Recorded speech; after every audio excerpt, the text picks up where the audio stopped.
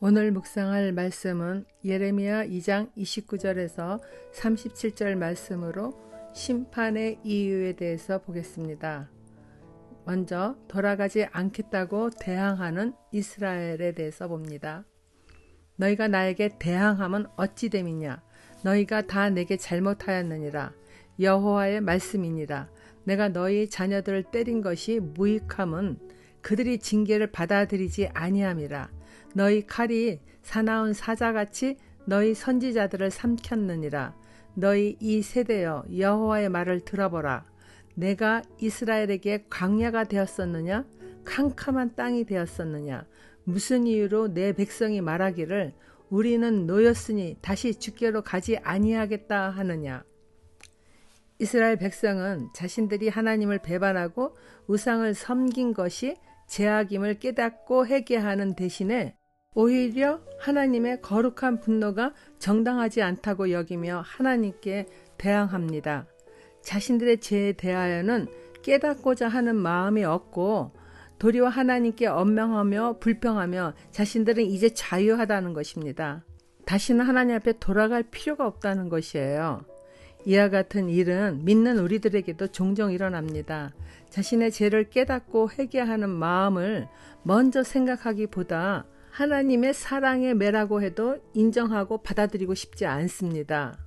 오히려 하나님이 내게 어떻게 이렇게 하실 수 있느냐 하거나 하나님이 계시는 것이 맞기는 하냐며 항의를 하며 원망과 불평을 쏟아내는 것이 일수입니다.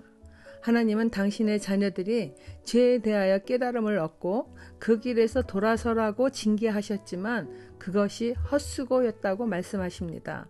헛수고란 말씀은 자녀를 야단치거나 매를 들어본 부모라면은 누구나 공감할 수 있습니다. 부모는 누구나 사랑하는 자녀를 힘들게 하고 싶은 마음이 없습니다.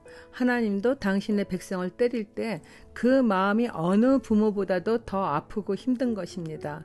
그러나 고난을 겪지 않으면 낮아지지 않는 인간의 본성 때문에 하나님은 어쩔 수 없이 매를 드시는 것입니다. 하나님도 자녀를 때리는 일이 마음 아픈 힘든 일이지만은 그들이 멸망의 길을 계속 가게 할 수 없으니 돌아오라고 행하시는 징벌입니다. 백성이 징벌을 당할 때 하나님의 마음도 함께 고통스럽다는 것이죠. 하나님은 이스라엘 백성에게 많은 예언자들을 보내어 우상을 버리고 하나님께로 돌아오기를 권면하였습니다. 그러나 그들은 오히려 하나님의 말씀을 전하는 예언자들을 죽이기까지 악을 행하였습니다. 하나님은 이스라엘 백성에게 광야 생활에서 지치지 않도록 햇볕이 강한 낮에는 구름 기둥으로 해가 떨어진 추운 밤이 되면 불기둥으로 그들을 보호하시며 인도하신 분입니다. 그렇게 돌보시며 가나안 땅에 입성할 수 있도록 하신 분이 하나님이시건만 그들은 오히려 하나님을 떠나 사는 것이 더 자유로운 것처럼 여기며 다시는 하나님을 믿고 따르지 않겠다는 어리석고 악한 죄를 계속하니 하나님은 이제 더 이상 심판을 미룰 수 없는 상황에 이르게 되신 것입니다. 하나님은 야단치고 겉면에도 헛수고일 뿐이라고 탄식하십니다. 우리들도 하나님의 교회가 오히려 나를 속박한다고 생각하는 그런 생각을 할 때가 있지 않습니까? 그와 다름이 없다는 것을 볼 수 있습니다. 적용 질문입니다. 하나님께서 책망하실 때 즉시 그리고 온전히 받아들이고 돌이키십니까? 깨달은 바는 있으나 차일피일 미루며 계속해서 죄 가운데 빠져 있지는 않나요? 두 번째, 죄를 깨닫지 못하는 이스라엘입니다. 처녀가 어찌 그의 폐물을 잊겠느냐? 신부가 어찌 그의 예복을 잊겠느냐? 오직 내 백성은 나를 잊었나니 그날 수는 셀 수 없거늘 내가 어찌 사랑을 얻으려고 내 행위를 아름답게 꾸미느냐? 그러므로 내 행위를 악한 여자들에게까지 가르쳤으며 또 내 옷단에는 죄 없는 가난한 자를 죽인 피가 묻었나니 그들이 당구멍을 뚫었기 때문이 아니라 오직 이 모든 일 때문이니라. 그러나 너는 말하기를 나는 무죄하니 그의 진노가 참으로 내게서 떠났다 하거니와 보라 내 말이 나는 죄를 범하지 아니하였다 하였으므로 내가 너를 심판하리라. 내가 어찌하여 내 길을 바꾸어 부지런히 돌아다니냐. 내가 아수르로 말미암아 수치를 당함같이 또한 애굽으로 말미암아 수치를 당할 것이라. 내가 두 손으로 내 머리를 싸고 거기서도 나가리니 이는 내가 의지하는 자들을 나 여호와가 버렸으므로 내가 그들로 말미암아 형통하지 못할 것임이라. 가나안에 정착한 이스라엘은 처녀를 빛나게 해줄 자기 보석을 잊어버린 것처럼 일생에 단 한 번 입는 신부의 예복을 잊은 것처럼 그들의 삶에 가장 위대하신 하나님을 잊어버렸습니다. 하나님은 오랫동안 기다렸지만은 그들은 점점 하나님으로부터 멀어질 뿐이었습니다. 그들의 행위는 정욕과 탐욕으로 가득할 뿐입니다. 그들이 자신의 욕망을 채우기 위하여 하는 행위는 수많은 신들을 섬기는 창녀 같은 이방인들이 오히려 더 한 수 배울 정도라는 것입니다. 이뿐 아니라 유다의 높은 자들의 옷단에는 가난한 자들의 피가 묻혀 있다 하십니다. 가난한 자들이 당구멍을 뚫었기 때문에 정당방위로 쳐 죽여 피를 묻힌 것이 아니라는 것입니다. 이 말씀은 출애굽기 22장 2절에 도둑이 뚫고 들어오는 것을 보고 그를 쳐 죽이면 피 흘린 죄가 없다는 말씀을 두고 하신 것입니다. 그들은 담을 뚫고 들어온 것도 아닌 가난한 자들을 긍휼히 여기는 대신 악을 행하는 자들이라는 것입니다. 그리고는 자신의 죄를 합리화하며 자기에게는 아무런 죄가 없다 하니 하나님은 더 이상 참지 못하시고 심판하시겠다고 또다시 예언의 말씀을 예레미야에게 주시는 것입니다.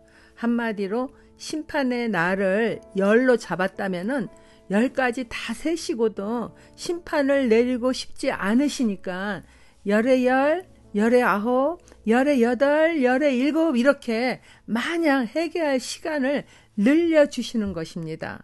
그러나 다수의 백성이 예레미야의 예언을 깨닫고 돌아오기보다 여전히 눈에 보이는 제국인 애굽을 의지하거나 아수르를 의지하며 공경을 당하지 않으려고 깨만 부립니다. 그러나 그들이 의지하던 나라들로 인해 오히려 수치를 당하게 될 것이라고 말씀하십니다. 실제로 북이스라엘은 아수르에 의하여 멸망을 당하여 포로로 끌려가고 그 북이스라엘 민족은 아수르 정책에 의해서 이스라엘 민족성을 잃어버리고 이방인들과 혼인으로 혼합 민족이 되어버렸습니다. 그래서 그 후로 유대 사람들은 북이스라엘 사람들을 이방인 취급을 하며 개처럼 여기기도 했습니다. 그러나 남유다 역시 또 별다르지 않다는 것입니다. 하나님은 그들에게 말씀하시기를 북이스라엘은 언니 오홀라라고 부르고 동생 유다는 오홀리바로 비유하여 말씀하셨는데 오홀리바는 아수르 사람들 가운데 잘생긴 그 모든 자들과 행음하고 그들의 모든 우상으로 자신을 더럽힘으로 하나님이 그들을 연애하는 아수르 사람의 손에 넘겼더니 그들의 최후는 아수르 사람에 의해서 죽임을 당하는 심판을 받게 되었다고 에스겔서에 기록되어 있죠. 그런데 그 아우 오홀리바 즉 유다는 에스겔서 23장 11절을 보면은 오홀리바는 이것을 보고도 그의 형보다 음욕을 더해서 그의 형의 간음함보다도 그 간음이 더 심함으로 그의 형보다 더 부패하여졌느니라고 한탄하십니다. 하나님의 은혜로 다윗의 왕조가 면면이 지속되었건만 그 후손들은 조상 다윗의 신앙을 이어받지 않고 하나님을 떠나버린 것입니다. 그러니 하나님도 이제 그들을 버리시겠다 하십니다. 하나님이 버리시면은 아무리 강한 나라가 도와줄지라도 형통치 못하다 하십니다.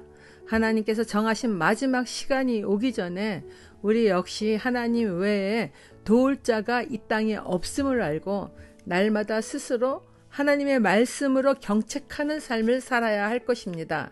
유대 백성들처럼 죄악을 스스로 합리화시켜 계속하여 죄악의 길에서 서성거리는 어리석은 죄에서 떠나가야 할 것입니다. 사도 바울은 2000년 전에 이미 종말의 날을 준비하는 삶을 살기로 권하였습니다. 디모데후서 4장 2절에서 4절입니다. 너는 말씀을 전파하라. 때를 어떤지 못 얻든지 항상 힘쓰라. 범사에 오래 참음과 가르침으로 경책하며 경계하며 권하라. 때가 이르리니 사람이 바른 교훈을 받지 아니하며 귀가 가려워서 자기의 사욕을 따를 스승을 많이 두고 또 그 길을 진리에서 돌이켜 허탄한 이야기를 따르리라. 오늘날은 그 어느 때보다도 많은 세상 지식으로 하나님의 말씀이 들리지 않는 영적 귀가 가리워진 때입니다. 사람들은 마치 천년만년 살 것처럼 100세 시대를 계속해서 운운하면서 육체의 건강을 위하여 그 어느 때보다도 많은 정보가 세상에 넘쳐납니다. 진리의 말씀보다 잠깐 살다 갈 세상에서 영원히 살 것 같은 유혹에 빠져 허탄한 것들만 쫓아가느라 바쁩니다. 하나님의 말씀을 듣는 귀가 가리어져 영이 깨어있지 못하다가 아무도 모르는 그날과 그 시가 우리에게 닥칠 수 있음을 잊어서는 안 된다는 것이죠.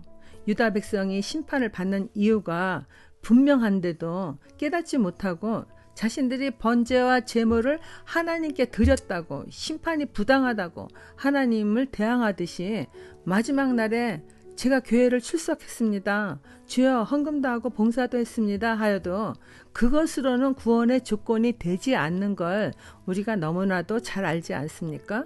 그처럼 많은 수고를 하고도 진정한 믿음이 없어 구원의 길에 들어서지 못한다면 얼마나 헛된 일입니까? 마지막 날에 주님은 주여 주여 우리가 주의 이름으로 선지자 노릇하며 주의 이름으로 귀신을 쫓아내며 주의 이름으로 많은 권능을 행하였다 하여도 그들을 향해서 옳지 않은 믿음의 지도자들이라며 불법을 행하는 자들아 내게서 떠나가라 말씀하십니다. 평생을 주의 말씀을 전하는 지도자들로 살았을지라도 예수님이 모르는 자들이라고 하실 수 있다는 거예요. 적용 질문입니다. 죄인 줄 알면서도 버리지 못하는 것은 하나님은 사랑의 하나님이라는 말씀만 믿으려 하는 반쪽짜리 신앙입니다.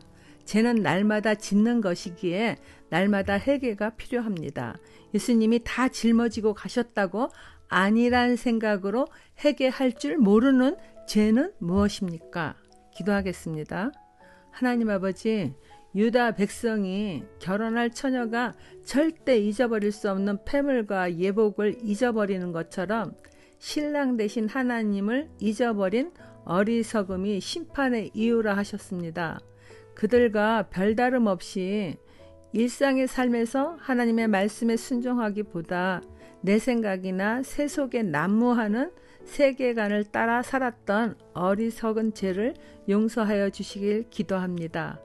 말씀을 듣고 읽어도 마음에 새기지 않으면은 화려한 세상 문화나 지식이 어느새 나를 세속으로 이끌어가는 것을 압니다.